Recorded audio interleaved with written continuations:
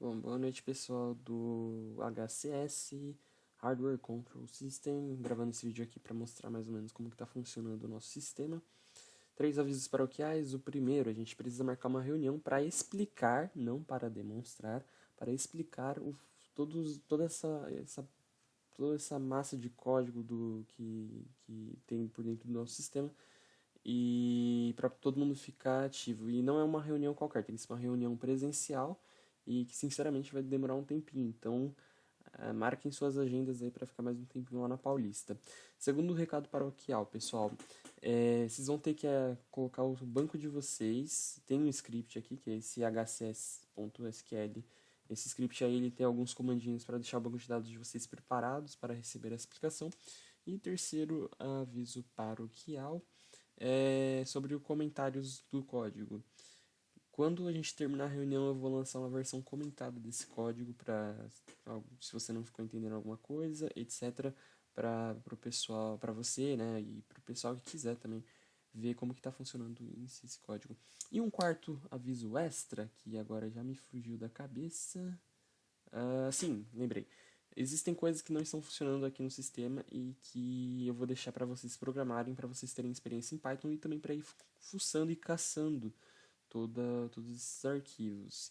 Então vamos embora. A primeira coisa que eu queria mostrar vou abrir aqui o Workbench. Quando eu abro essa guia inteira, né, do Windows, é porque eu estou gravando a tela e dá um bug no meu editor. Então vamos lá.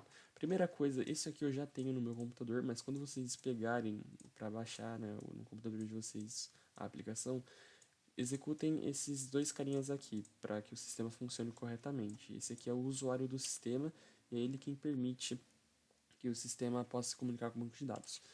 Vamos lá, vamos criar aqui a base HCS, como vocês podem ver. Vou criar aqui e vou usar essa base. Vou criar a tabela empresa, vou criar a tabela funcionário, vou criar a tabela cliente, vou criar a tabela carro, vou criar a tabela medidas. E aqui eu tenho dois inserts bem específicos para que nós possamos usar de exemplo na aplicação. É da empresa Tesla e do cliente Maria. Vou deixar aqui, vou criar essa empresa Tesla e vou deixar o cliente Maria aqui. Eles são estáticos na aplicação, então esses carinhas aqui são estáticos. A criação de uma empresa, a criação de um cliente, a gente tem que discutir com o Brandão por conta da maneira, né? A gente não pode simplesmente deixar aberto para uma empresa se cadastrar, porque vai vir aqui um humano que não tem nada a ver e vai colocar aqui cachorro molhado e vai colocar o modelo do carro dele hot dog 1, 2, 3. Então tem que ver com o Brandão como que vai funcionar isso aqui. Bom, nesse exemplo a gente tem a empresa e o cliente. Esse cliente também é gerado pela empresa, enfim. Tem ali uma série de restrições e um aviso a gente vai ter que atualizar nosso negócio lá, a nossa modelagem do banco de dados, já que houve bastante mudanças aqui nas tabelas. Elas ficaram um pouco mais complexas. Vamos lá, então, agora que já está criado, vamos utilizar o nosso VS Code para poder rodar o nosso código. Temos aqui 6 arquivos .py. Essa automatização aqui é o antigo arquivo, não vamos utilizar ele, mas ele está aqui salvo. Então a gente tem 6 arquivos .py aqui que fazem parte do nosso sistema, e sendo o insert data um específico que eu vou deixar para depois. Vamos lá, então vamos correr o main.py. Vamos lá, ele vai ter uma intro bonitinha que a Amado fez. Aliás, essa intro aqui foi reciclada do código original. Hardware Control System. Então, vou deixar estatísticas em tempo real para mostrar depois. A primeira coisa que eu vou querer mostrar é o processador. Aqui, quando ele mostra o processador, ele vai pegar o modelo, ele vai pegar o uso do processador no momento em que o dado foi capturado, só que não é ao vivo. Ao vivo é a opção 1, que eu vou mostrar daqui a pouco. Quantidade de núcleos lógicos. No meu caso, ele não duplicou, ele não colocou 12 núcleos lógicos. Eu pesquisei na internet, mas a resposta é muito longa e vai gastar muito tempo. Vamos lá. Frequência máxima, então meu processador ele gira 2.3 GHz. E aqui tem aqui no momento, naquele exato momento que o dado foi capturado, o uso de cada processador. Então aqui a minha CPU tinha 32.2, 46, enfim. E aí vai indo. Vou dar Enter aqui para voltar para a tela inicial. Mostrar agora a memória RAM. Lembrando, no momento que foi capturado 77,3%, sendo que no momento está sendo consumido 6.0 GB de 7.8 na memória RAM, e eu tenho um total de 7.8. Vou mostrar aqui a memória interna, aqui é mais específico, eu tenho um pendrive conectado aqui, o dispositivo C é o meu disco rígido principal, eu tenho aqui o espaço de 476 GB no disco rígido, espaço usado 130, espaço livre de 346 e a porcentagem de uso 27.3. Aliás, ficou faltando aqui um sinal de porcentagem. E no disco D, que ele não declara qual tipo de arquivo, provavelmente por ser um pendrive, enfim. E aqui ele buga, né? Ele tá bugado. Depois a gente tem que ver isso aqui. Aliás, eu vi isso aqui agora, tô passando vergonha. Depois eu tenho que ver esse negócio do disco D aí. Talvez seja uma partição. Vamos lá. Dá um Enter aqui, vamos para o sistema operacional. Isso aqui é o básico. Talvez o Tesla não tenha, eu não sei dizer. O Tesla não, né? O carro inteligente, que a gente está usando muito de exemplo Tesla, mas pode ser de qualquer empresa. Eu não sei como que vai funcionar isso aqui na realidade dentro de um carro, mas a gente pode conversar com o Brandão e tirar a dúvida na segunda. Bom, aqui eu vou mostrar a rede. Então aqui eu tenho... Ih, vazou o IP, hein? 0.017, 0.62 GB. Aqui o 61 mil pacotes enviados, etc, etc, etc. Eu vou mostrar aqui agora a minha bateria. Então, no caso eu estou no computador, eu vou mandar um vídeo no WhatsApp para vocês de como que funciona no notebook, tá? Mas no caso que como eu estou no carregador, ele está indicando que o meu dispositivo não é alimentado por bateria. O dispositivo não é alimentado por bateria, então não tem motivo para a gente ter uma ação de bateria aqui. E 8, temperatura. Aqui 8, temperatura eu vou deixar como tarefa de lição de casa para vocês. Esse aqui, o PSUT, né, a biblioteca que a gente estava usando, ele tem ali uma de bateria, só que ele só funciona no Linux. Então a tarefa de vocês aí para a segunda é brincar no Python, eu diria. E vamos lá, aqui 9, vamos gerar um relatório. Essa aqui foi a que eu mais me diverti fazendo. Ele está aqui gerando um relatório, ele tem que puxar todos os dados. E beleza, relatório gerado. Aliás, fica aqui uma correção, tem que colocar um local, né, um link para ele poder acessar o relatório. Para isso, tenho o meu bom e velho navegador. Eu vou pegar aqui o meu histórico, era relatório.py. Esse aqui, ele gerou nesse local, né? Como eu estou desenvolvendo aqui no OneDrive, ele foi jogando a pasta e ficou aqui no relatório.pdf. Enfim, aqui ele gera um relatório do exato horário que eu estou falando, domingo 21 de agosto, às 1h57. O processador que ele usa, aqui são as mesmas informações, e essas informações, esses dados, novamente, são capturados do momento em que o usuário pede para gerar o relatório. Aqui tem um gráfico das CPUs, e, bom, uma coisa interessante que ele tem a dizer sobre esse relatório é que é importante ter esse sistema de relatório para poder gerar uma análise direta por meio de um arquivo digital para uma pessoa, um chefe, alguma coisa. E eu também pensei no seguinte, um carro ele quebra muito. Então, quando você quebra o sistema, o hardware de um Tesla, você não leva para o mecânico convencional que mexe com literalmente peças mecânicas e fala para ele arrumar. Um Tesla ele é arrumado, ele é consertado por um profissional da área da computação ou uma pessoa que entende tecnicamente muito de hardware. Então é importante ter essa opção de gerar um relatório para que ele possa entender. Ó, a CPU1 aqui não está gerando nada, está zero. É impossível. Eu acho que é impossível, não estudei o suficiente para dizer isso, mas eu acho que é impossível ter alguma CPU zerada. Então pode indicar que é uma falha. Ou se ele printar literalmente um erro aqui, bom, a gente já pode descobrir onde está o problema do Tesla, né, do carro. Enfim, aqui tem um gráfico de 0 a 100 como que está a utilização de cada CPU, então aqui respeita a ordem criada, né? O máximo que temos aqui é 37% da CPU2, ela bate quase 40 aqui. Então a gente tem aqui a memória, não é memória interna, esse aqui eu vou corrigir antes de upar no GitHub, isso aqui é memória RAM, perdão, acabei confundindo, esquece memória interna. Então a quantidade de memória RAM, estou com 7.8 GB de memória RAM, a quantidade usada aqui é 6 GB, ou seja, 76,9%, e tem esse gráfico aqui um pouco estranho, talvez a gente arrume depois, aqui que indica os 76,9%, quase 77% arredondando. Então aqui agora sim a gente tem a memória interna, o que indica meus dois dispositivos, né, que é esse bug. E eu escolhi aqui no código para ele pegar sempre o dispositivo principal de memória interna. porque sim, e a gente pode arrumar isso depois. Então vamos lá, aqui a gente tem 486,3 GB, 130 GB de espaço está sendo usado, 346 GB livre, e aqui tem a porcentagem do uso do disco principal, ou seja, eu estou usando 27,3% do meu disco, e aqui tem esse gráfico aqui de barra que mostra de 0 a 100 como que tá, mais ou menos. Imagina isso aqui como se fosse uma caixa d'água, sabe? E não pode transbordar, porque não tem como transbordar. Se transbordar significa que deu ruim aí no seu PC. Bom, aqui de rede, novamente vazando meu IP, olha só que sem vergonha que eu sou. Aqui eu tenho a quantidade de dados enviados, que é 0,17 GB, muito pouco, e a quantidade de dados recebidos 0,062 GB, ou seja, 62 megas. Aliás, a gente tem que estudar como que funciona essa quantidade de dados recebidos, porque, por exemplo, eu vou abrir aqui uma nova aba do meu navegador, que é o Brave, e o Brave ele tem aqui uma estatística de quantos gigas eu recebo só de anúncio. Então aqui, ó, ele fala que eu já recebi 342.630 anúncios, né? Então são aqueles pop-ups de anúncios, imagens, etc. E ele economizou 5,88 gigas bloqueando esses pop-ups, ou seja, só de anúncio o meu computador já carregou 5,88 gigas. É muita coisa. Então, claramente, não representa nem de perto os 62 megas indicados nessa quantidade. Então, a gente tem que ver se essa quantidade é apenas quando liga o computador ou se tem alguma configuração mais avançada por trás.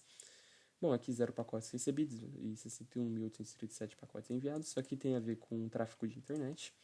E aqui é a diferença, por meio de gráfico em gigas, de pacotes recebidos e enviados. Pacotes não, perdão, dados. Só que aqui, como não está em giga, ele foi para casa do zero, ó, foi para casa do percentual, ou seja, isso aqui é 0,10 megas, né? Então essa é a análise gráfica. Aqui, como eu disse, eu estou usando o computador, então eu vou mandar um videozinho específico mostrando como que é na bateria. E beleza, dispositivo não alimentado por bateria, show de bola, relatório gerado, show.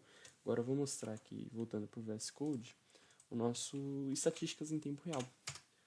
Olha só que legal. Eu esqueci de diminuir a tela, calma aí, eu esqueci de diminuir a fonte, porque são dados demais que o VS Code leva, e como ele fica num loop infinito, ele buga, ele quebra o texto, o formato original dele. Então vamos iniciar de novo aqui o sistema agora com uma fonte menor para que... vou explicar essa sugestão daqui a pouco. Estatísticas em tempo real. E show! Agora ele está executando aqui análise de hardware nativo. Então ele em tempo real está falando quanto que o meu processador está variando. Está diminuindo, está ficando lento, agora aumentou. Aqui a quantidade por CPU. Então a memória RAM, então vocês podem ver que está começando a ficar estranho. Ela está aumentando bastante, né? 74%, 5,8 GB sendo utilizadas, e aqui vai variando. Aqui a memória interna, isso aqui não tem muito como mudar, a não ser que você esteja fazendo um download muito grande.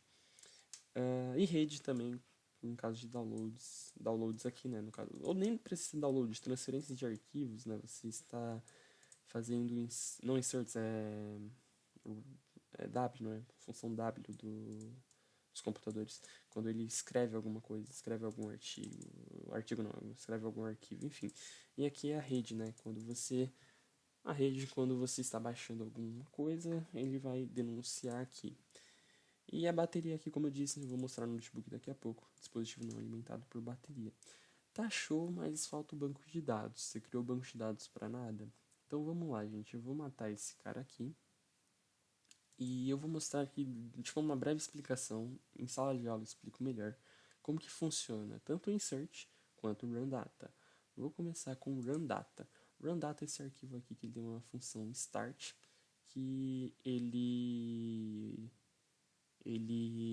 pega aqui a placa, então aqui é simulado, como eu disse, está estático o modelo, e o ID do cliente que a gente criou, o ID da empresa que a gente criou. Para provar, vou mostrar aqui no select empresa. Select carro não, select cliente. Aqui é a Maria, que a gente criou, e a empresa que é da Tesla. Enfim, vamos lá. Agora eu vou mostrar aqui, vamos lá. Ele vai fazer o seguinte, ele vai procurar, ele vai fazer um select, se já existe o carro com aquela placa, ele vai ver se ele retornou alguma coisa, ele vai falar, olha, realmente existe. Então execute o arquivo de inserção de medidas. Se não, ele vai fazer o seguinte, ele vai pegar algumas menções do computador, vai ficar no loop infinito inserindo esse carinha aqui. Qual é o problema desse run data? Ele não roda ao mesmo tempo. Ele não vai ficar inserindo, perdão, ele só insere uma vez, ou seja, ele cria o carro, né? Dessa parte de inserir é do insert data, depois eu vou explicar melhor. Mas esse cara aqui, quando ele vê que o carro não existe, opa, eu estou num carro novo. Então, manda aqui uma nova query, adiciona, cria esse novo carro. Bom, voltando aqui.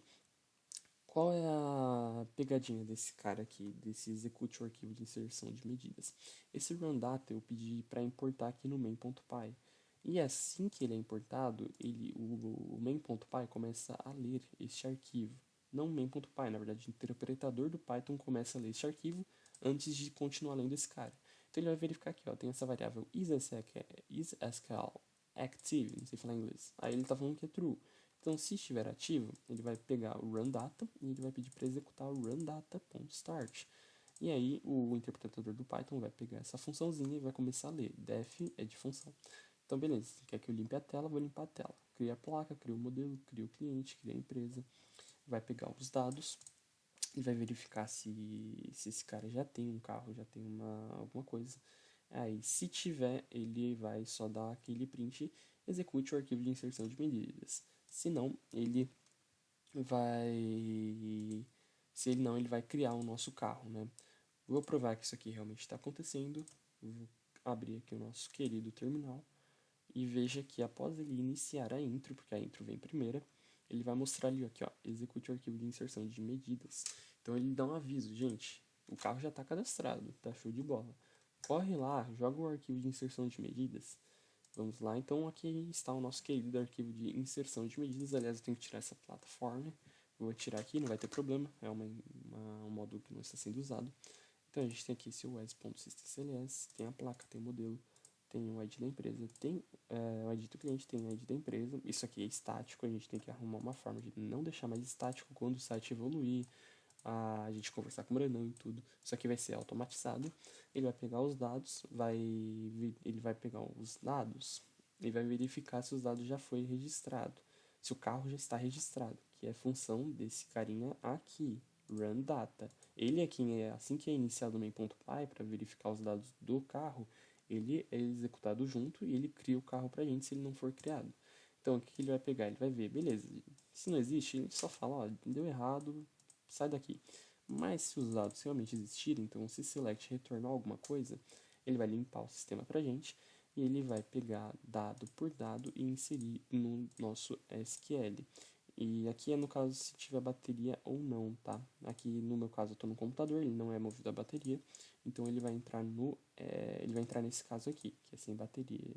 Não, mentira. Not. Ah, sim, aqui virou uma brisa, tipo, uma brisa, mas isso aqui é. Se ele não encontrar nenhuma bateria, ou seja, se a string do retorno dessa função for known, ele vai ser sem bateria. E aí, se não, então ele dá um duplo aqui. Depois a gente pode arrumar isso, ficou redundante. Bom, ele vai entrar aqui, no caso do meu, ele vai entrar nesse cara, e no caso do notebook, ele entra nesse cara aqui. Vou mostrar aqui no SQL que esse cara não existe. Vou aqui abrir Select All From Medidas, vocês vão ver que está vazio. Vou executar esse cara, que ele é repetido de 30 em 30 segundos, que é um tempo, 26, né? É 4 mais 26 aqui, que é o tempo que eu decidi, porque eu falei, não precisa ficar rodando o tempo inteiro, o tempo inteiro, o tempo inteiro, isso aí só vai gastar memória. De 30 em 30 segundos o carro pode ir andando, e talvez a gente converse com o Brandão e mude de ideia. Vamos lá, vamos executar esse arquivo, vou dar um start aqui. Tá aqui inserindo dados, e aí ele já deu aqui os dados inseridos, e aí a inserção pausada para esperar o time para a próxima inserção. Vocês lembram que na primeira sprint teve também isso, né? Tem um tempo de espera, você não precisa ficar lançando os dados o tempo inteiro, senão você vai ficar poluindo sua base de dados, e vocês sabem, um servidor, uma base de dados custa caro. Vamos lá, então vamos selecionar aqui os dados, select all from carro, cadê? Select all from medidas. Esse cara aqui, pronto. Tanto é que ele já tem duas medidas, ó. Já passou 30 segundos, agora ele está indo para a terceira daqui a pouco. Então aqui eu puxo o ID de medida dele, né, do insert, uso o processador, só que tem em porcentagem, Memória RAM aqui não variou muito, na verdade variou, só que por coincidência eles voltaram. Memória interna, isso aqui quase nunca vai variar, ainda mais se tratando de um carro, um Tesla, que o máximo que você vai fazer é baixar um aplicativo, uma atualização nova. Então isso aqui vai variar quase nunca de 30 em 30 segundos, é muito raro mesmo. Quantidade de dados recebidos, quantidade de dados enviados. Aqui eu estou cadastrando 1 GB. A gente tem que arrumar isso, tá? Não pode ser mais em gigas, tem que ser em megabytes. Ou em bytes, como a função retorna, a gente pode discutir isso em sala. Esse cara aqui vai ser interessante, porque um Tesla baixa bastante coisa da internet, seja para acessar a interface dele, né, com Maps, etc., o Android Auto, o iPhone Auto, não sei o que, né? Enfim, tem bastante coisinha aqui que ele vai usar de dados, só que ele tá bugado aqui, a gente tem que refazer esses dois carinhas aqui. Quantidade de pacotes enviados, então vocês podem ver que eu estou consumindo internet aqui, meu computador está consumindo internet, então esse cara sempre aumenta. Recebidos, então eu não estou recebendo nada. Ou eu troquei as bolas, depois tem que ver isso aqui certinho. Quantidade de bateria e está conectado, isso aqui está carregando ou não. Esses dois eu não tenho mesmo, ele está dando null, porque eu estou conectado no computador. E aqui o FK do carro, que é a placa dele. Vou só rodar mais uma vez para vocês verem que esse cara está sendo inserido. Calma aí, rodei. Já foram 5 inserts, ou seja, se passaram 5 vezes 3, já se passaram uns 2 minutos e meio nessa brincadeira aí. E é mais ou menos assim que está funcionando o nosso sistema. A parte mais legal dele em si é essa interface que, né, mostra em tempo real os gráficos. Então o cara leva lá para um especialista, ele fala, peraí, eu vou examinar seu carro. E aí ele em tempo real consegue ver o que está acontecendo com o seu carro, porque ele consegue puxar as estatísticas do processador, memória RAM, memória interna, rede e bateria também em tempo real, beleza? Então é isso, gente. Na sala de aula a gente discute mais, sala de aula, ou numa reunião, na biblioteca, alguma coisa assim. Espero que vocês tenham gostado do nosso sistema em Python. E vamos embora, tem site para terminar, tem uma dashboard para criar e tem coisas do Brandão ainda para serem examinadas, para fazer. É isso, gente. Eu vou deixar esse arquivo para vocês manipularem e mexerem depois, até porque, como eu disse, tem tarefa para fazer, tem coisinha para fazer. Eu quero que todo mundo mexa também, explore, entenda como que funciona realmente esse arquivo Python. Vai ter uma reunião, uma aula específica para mostrar como que isso tudo funciona. E é isso, rapazes. Boa noite para vocês, bom dia para quem tá acordando e falou, fellas.